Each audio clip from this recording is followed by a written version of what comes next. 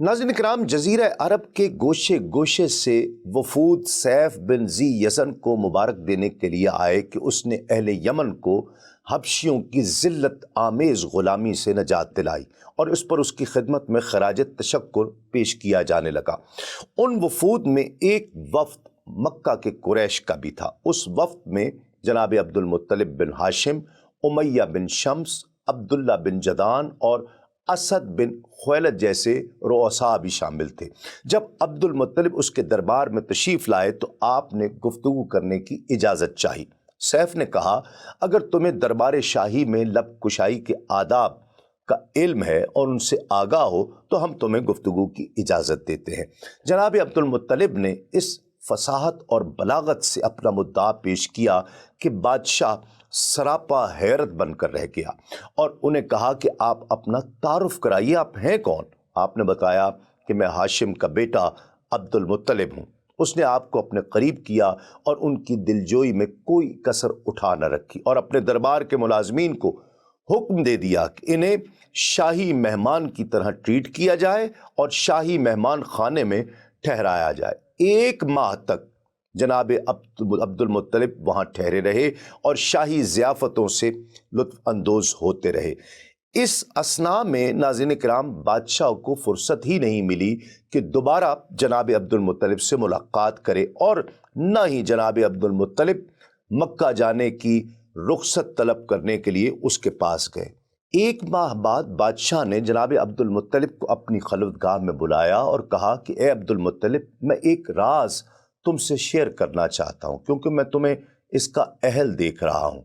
तुम्हें उस राज की हिफाजत करना होगी, उसे अफशा नहीं करोगे यहाँ तक कि अल्लाह रब्बुल इज़्ज़त अपना फ़ैसला खुद ज़ाहिर फरमा दे। मैंने अपनी किताब में पढ़ा है जो हमारे पास एक सिर्र मख्तूम यानी राज नेहा है, हम अपने अलावा किसी को उसके मुताले की इजाज़त नहीं देते हैं।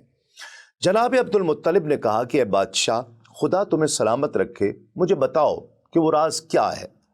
तो उसने राज जिक्र किया। उसने कहा कि जब तिहामा में एक ऐसा बच्चा पैदा हो जिसके कांधों के दरमियान निशान हो, समझ लो वही इमाम होगा और उसके सदक़े क़याम, उस बच्चे के सदक़े क़यामत तक तुम्हें सरदारी नसीब रहेगी।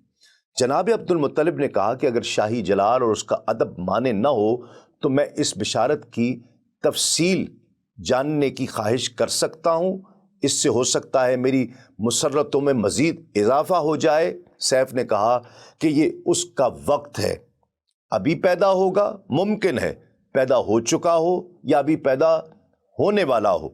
उसका नाम अहमद है। उनके वालिद और वालिदा फौत हो जाएंगे, उनके दादा और चचा उनकी किफ़ालत करेंगे।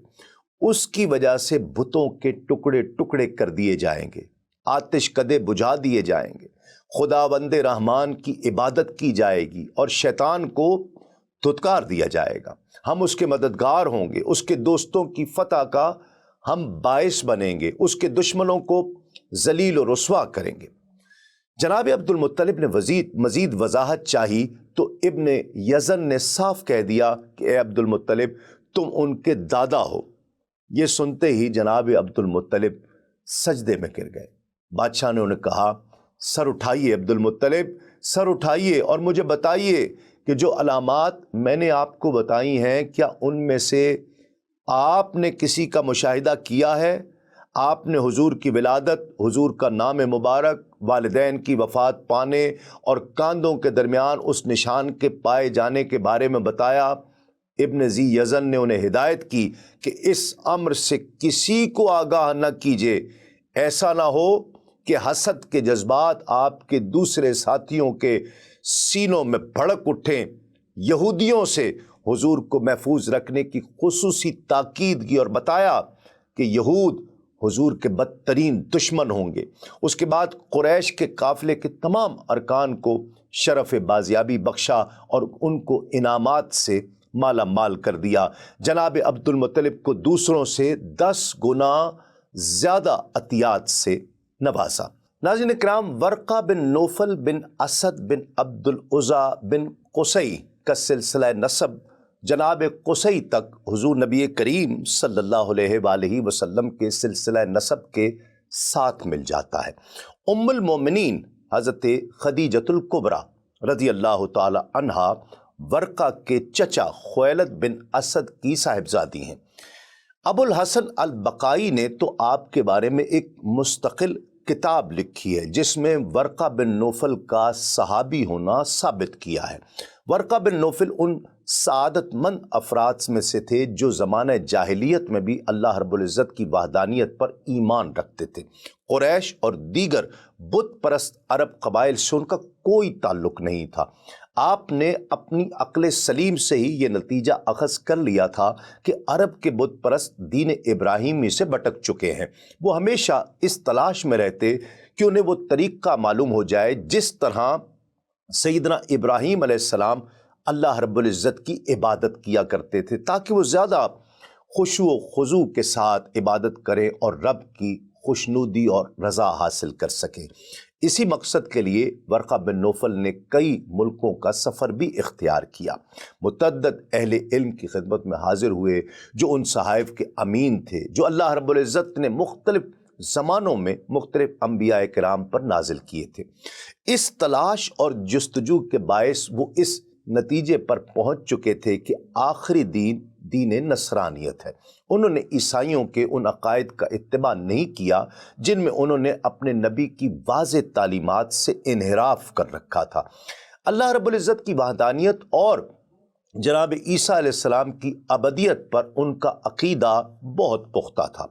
इसी असना में वो उस नबी के बारे में भी तजस्सुस करते थे, इंतज़ार करते थे जिनकी आमद की बशारत हज़रत मूसा अलैहिस्सलाम, हज़रत ईसा अलैहिस्सलाम और दीगर कई अंबियाए किराम ने दे रखी थी। जब आपकी चचाजाद बहन हज़रत खदीजतुल कुबरा ने हुज़ूर नबी करीम सल्लल्लाहु अलैहि वसल्लम के ताल्लुक़ से बताया तो आपको यकीन हो गया कि आपकी ही ज़ात वो नबी हैं जिनका उन्हें शिद्दत से इंतज़ार था।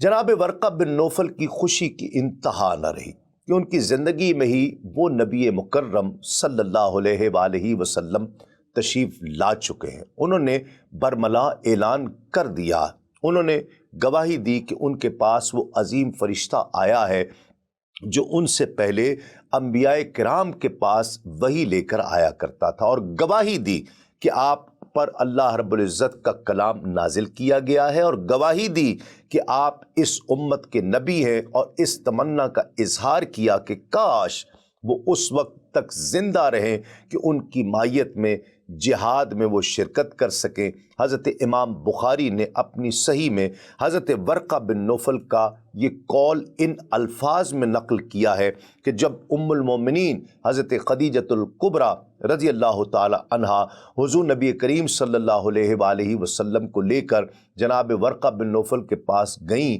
तो उन्होंने कहा कि ये वो फ़रिश्ता है जो अल्लाह रब्बुल इज़्ज़त ने मूसा अलैहिस्सलाम पर नाजिल किया था। ए काश मैं उस वक्त नौजवान होता, ए काश मैं उस वक्त ज़िंदा होता जब आपकी कौम आपको यहाँ से जिला वतन कर रही होगी। रसूलुल्लाह सल्लल्लाहु अलैहि वसल्लम तो उसने पूछा कि क्या वो मुझे यहाँ से निकाल देंगे?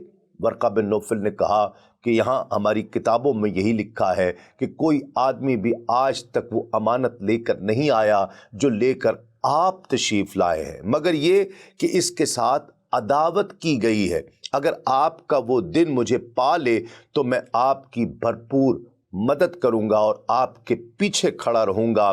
फिर कलील मुद्दत के बाद वर्का बिन नौफल वफ़ात पा गए। आपके बहुत से अशार हैं जिनमें आपने हुज़ूर नबी करीम सल्लल्लाहु अलैहि वसल्लम की नबूवत और रिसालत का ऐलान किया, और यही बताया है कि अल्लाह रब्बुल इज़्ज़त के हुक्म से जिब्राईल और मीकाईल उन्हें वही इलाही से बाखबर करते हैं, और कुछ अरसे के लिए वही का सिलसिला रुक गया।